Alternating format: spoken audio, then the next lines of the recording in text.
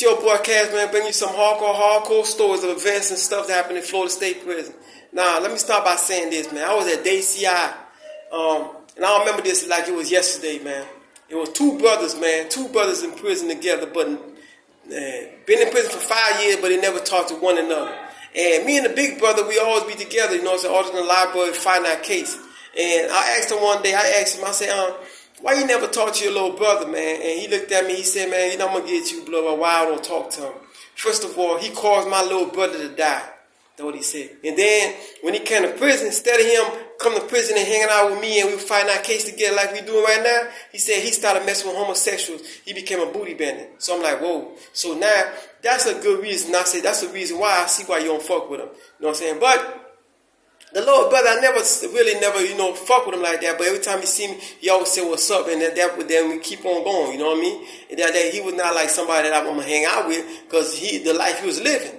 Now, but every Tuesday, we always go to the visiting park. You know, so that's when the transfer bus come in. So that means newcomers are coming to the compound. So we just go up there and just chill, you know what I'm saying? And you might see somebody you recognize or anything like that. I guess the little brother was up there too, but he was up there for other reasons. Probably checking to see if he finds a boy, somebody he could shack up with, whatever. You feel what I'm saying? So, and he always go there all the time. So, but this time he went up there, it's like something kind of shocked him. The son individual came out the bus, he looked at the dude and he turned around and covered his face and kept walking. So in my mind, I'm like, man, something must have happened. It must have been somebody he used to mess with or whatever. Now you see him sitting in the compound and he kind of embarrassed or whatever. But I never thought it was nothing. But me and his brother was sitting in the wall, we were just sitting there talking, you know what I'm saying? We talking about legal work and stuff like that. And the little brother pull up. In 5 years, he never said damn word to his brother, but this time he pull up. When he pull up over there, he said, let me talk to you, bro. And his brother just looked at me crazy. He like, man, I ain't finna go through this. I said, nah, bro, go talk to him, see what's going on. So he stepped up to his little brother, he started talking to him.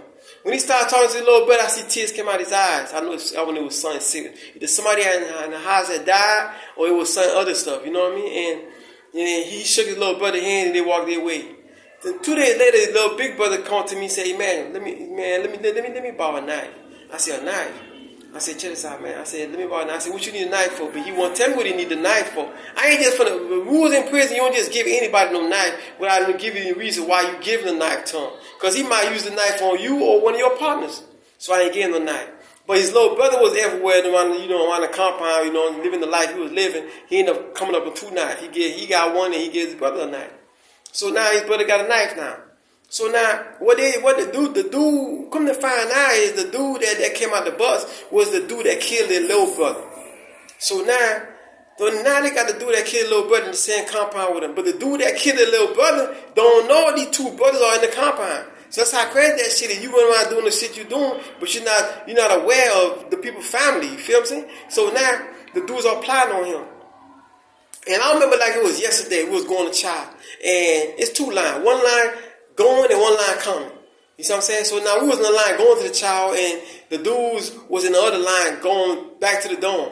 So when I seen them coming, the dude that killed their brother was in front of me in the line. And I seen the big brother and little brother digging out their pocket, pulling out something.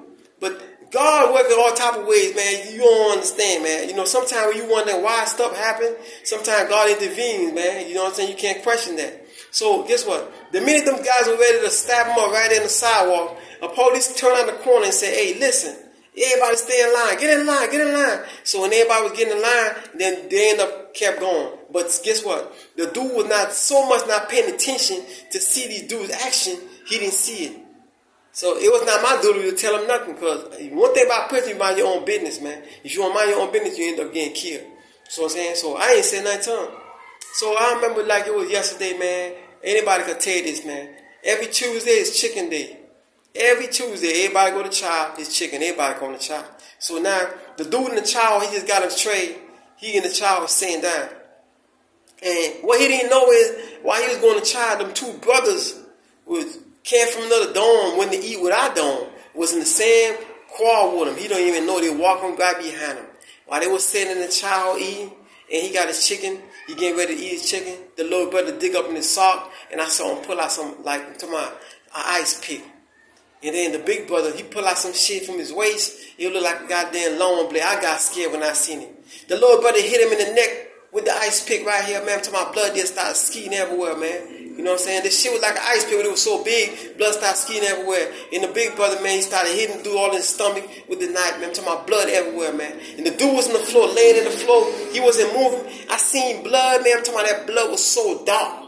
That's that real thick, dark blood, man, in the flow coming from the dude's body, man. When the police they had to fight the brothers to take the knife away from them. You see what I'm saying? So when they took the knife, they ended up locking them up, and then the ambulance came. The ambulance came, the light was off. You know what I'm saying? So I didn't even realize, I don't understand why the light was off. That let him know that later on somebody told me that probably because the dude probably died.